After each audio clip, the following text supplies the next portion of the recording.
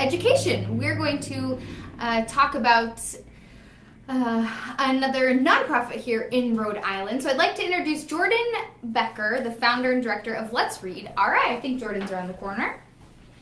Hi Jordan, how you doing? I'm good, how you doing? Good, so nice to meet you. Pleasure to meet you We're as like well. email buddies, right? Yeah, At this point, so pleasure to meet you. I'm just gonna click back over here so we can kind of see what's going on. Look, there you are. Okay.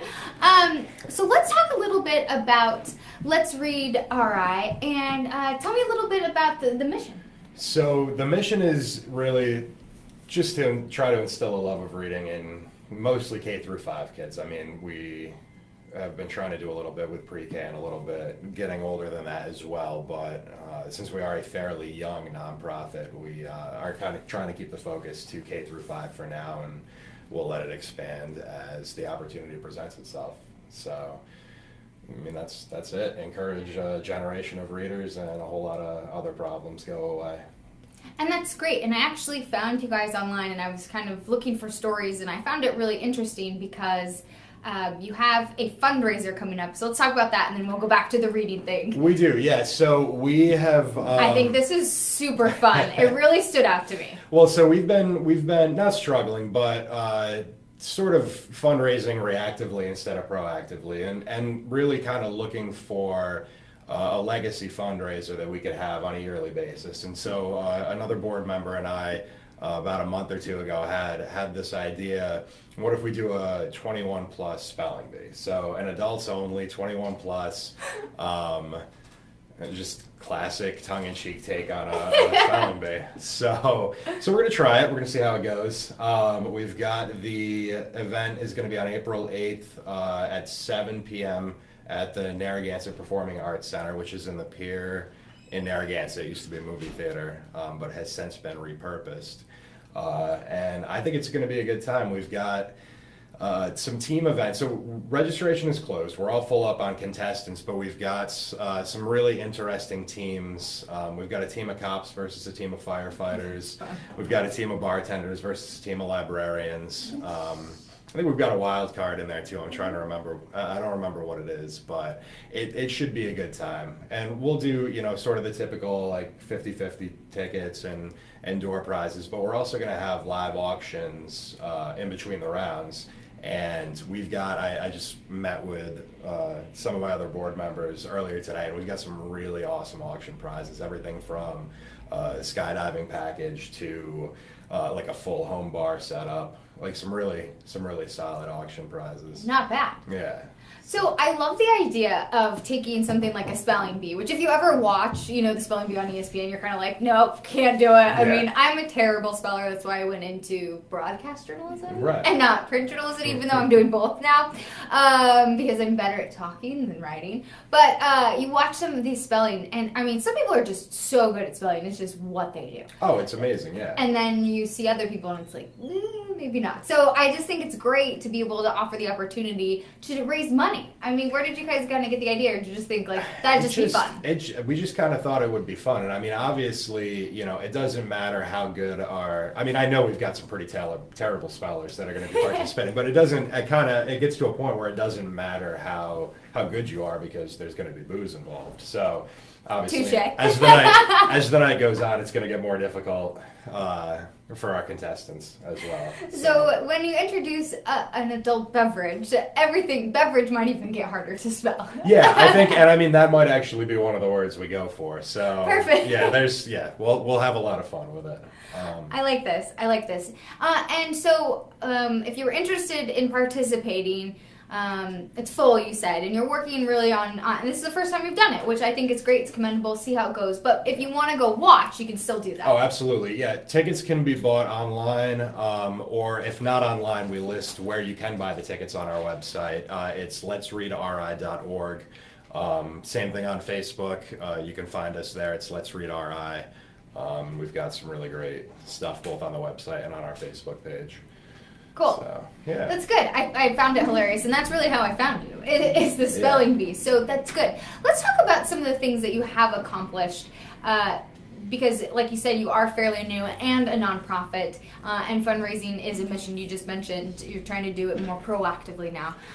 So let's talk about some of the things that you have accomplished, and it seems like you've done quite a bit, being so new. Yeah, we have, and it wasn't really until the end of 2016 when I started sitting down to write like our donor thank you letters and our sponsor thank you letters. You're like, I was like, oh my goodness, we got a lot done this past year. So I'm just gonna have you scoot over a little bit more so we can see you. Sure. So we got our 501c3, our nonprofit status in mid-January of 2016. And then I think we did something every month. So, you know, we had a little launch party in February. We do a bookmark reading rewards program, which you can read more about on the website. I won't waste on-air time getting into that, but it rewards kids for their monthly reading. We set up books at the local North Kingstown food pantry so that when kids come in and their parents are getting food, the kids can also read through and take books. We've set up other community libraries in some of the housing developments in North Kingstown. At the end of the summer, we did a book giveaway for every incoming kindergarten student at their orientation, like a welcome to school. Let's no pun intended, bookend your school career with, you know, your own book. We did a really great event with the North Kingstown Chamber of Commerce back in December when they do their annual Breakfast with Santa. We set up a story corner where we had readers reading to the kids, and we gave each kid who came a book, as well as did a one-for-one with the NK Giving program. It's a program that gives out baskets around Christmas time. We've worked with local authors. There's so much stuff that we've gotten done. It's been nuts. We just started working with Blessings in a Backpack, which is a food delivery system run through the school to families or children where there's food scarcity at home. So we piggybacked with them at one of the local elementaries to kind of pilot this program, where we also give age-appropriate books, so the kids have some activities to do as well.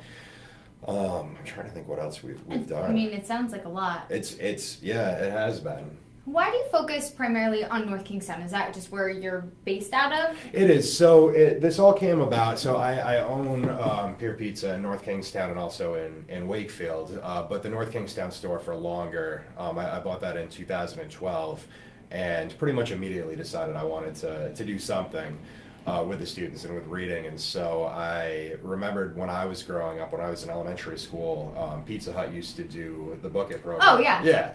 Which I'm not even from here, and I remember that. Yeah, which was awesome. Yeah. So I thought, let's do something kind of like that. I emailed the superintendent, and it was about the easiest anything has ever gone in life. He set me up with a meeting with the reading specialists, and we brainstormed it, and we figured this out. And so that's kind of when it started. Back in 2013, we just kind of did it guerrilla style out of the pizza place, and gave out the bookmarks, and the kids could bring them in and get free slices when they did their reading. Cool.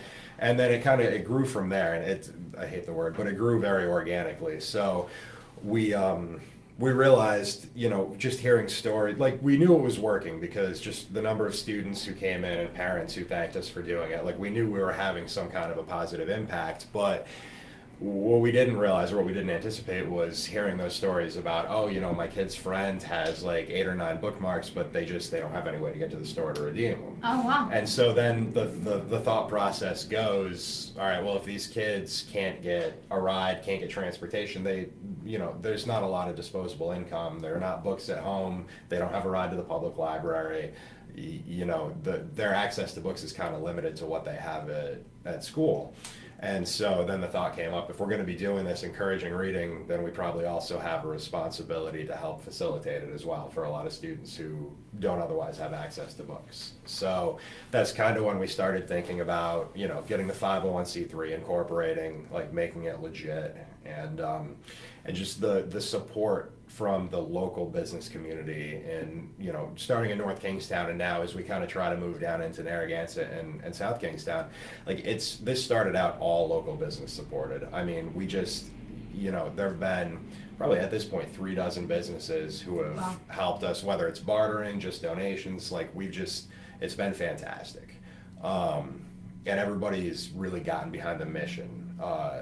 It's been more, what can I do to help, then what can I get out of this? And that's kind of heartwarming, especially when you're dumping all of your free time into something like this. Yes, So, as a business owner and yeah. now working with a nonprofit. Yeah.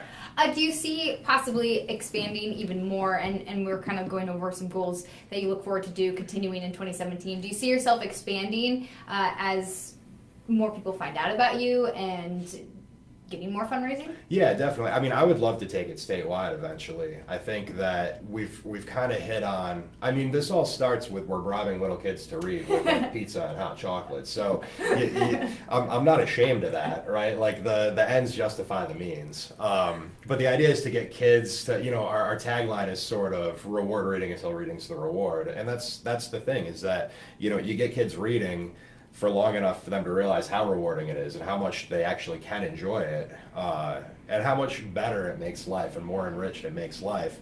And then, all of a sudden, like the reading does become the reward. So I would love to take it statewide at some point. We've been very careful not to get too big for our britches. We want to do it slowly and responsibly, and not sort of overextend ourselves. But yeah, we're always looking to expand for sure. That's great. So. And I like that. You don't want to get too big and too quickly too, because you don't want to overextend yourself. I did want to ask you, do you find that kids, because you are working with these kids, do you find that they're still engaged with actual books, or do they get to a certain point where they're like, I just want to be on a cell phone, I want to be on a tablet? Well, I think what we're kind of doing is trying to pull them back a little bit from that. Yeah. I mean, obviously most of them have cell phones, tablets, and even, the schools now are migrating towards, using technology, which is fantastic. You need to prepare these kids for the rest of their lives, and that's the way that we're going, both, in society and business-wise, is starting to trend more towards, away from analog and more towards digital, so to speak. But you talk to people, anybody who's an avid reader about ebooks, right? And I've got a Kindle too, but there's nothing that's the same as holding a book in your hands. So it's been really interesting with a lot of these kids, because we're catching them, at like 5 and 6 years old when we start working with a lot of them, that, not to say they haven't read physical books or they haven't, been exposed to them. They're exposed to them in school still, but it's not so much fighting to get them.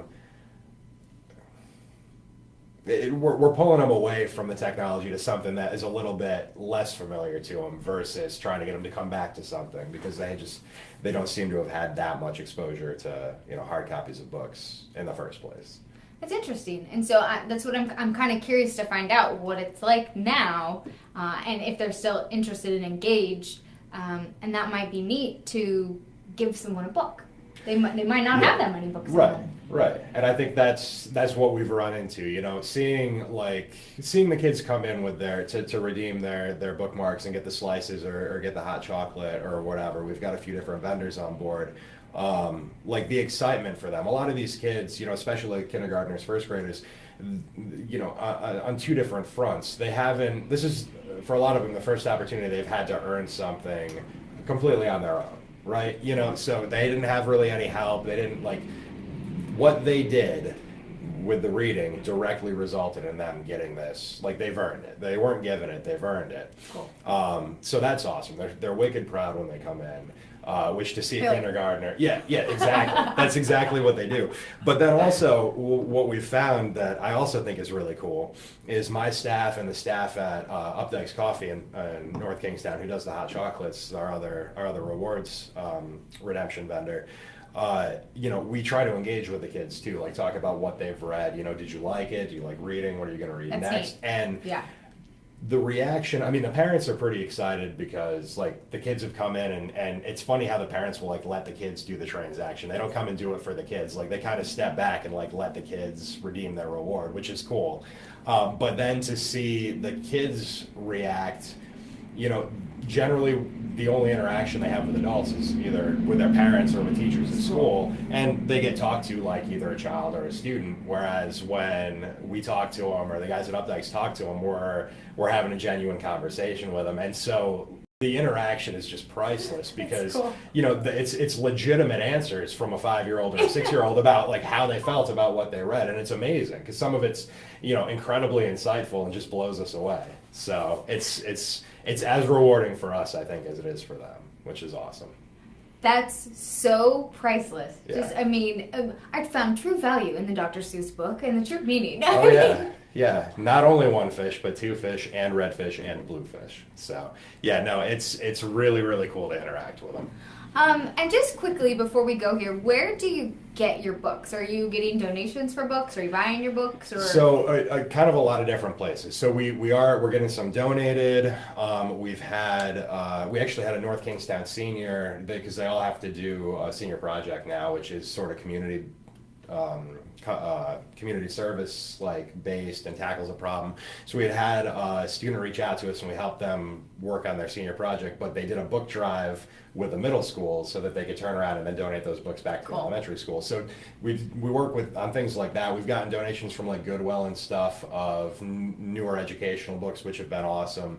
And we do a lot of we're able to use like educator discounts with Scholastic to get to get really good deals. And actually, I forgot when we were talking about what we're working on. We are just about funded to give every kid in the North Kingstown School District a summer reading book at the end of the school year, which has been something that I wanted to do for about the past 2 years. Awesome. And I thought it was going to take like 5 more to get to that point, but we're going to be able to do it this year. So I'm super excited about that. But, awesome. Yes, so a lot through Scholastic, through other donors.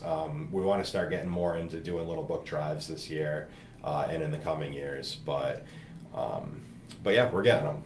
So good. Congratulations. Thank you very much. Up and running, and if you are interested in any fundraising opportunities or going to the Adult Spelling Bee, it is Saturday, April 8th, 7 o'clock, right? 7 o'clock, yeah, we'll do doors before then, but check out the website. Check out their website. Let's read. All right. Thank you so much, Jordan, for coming in.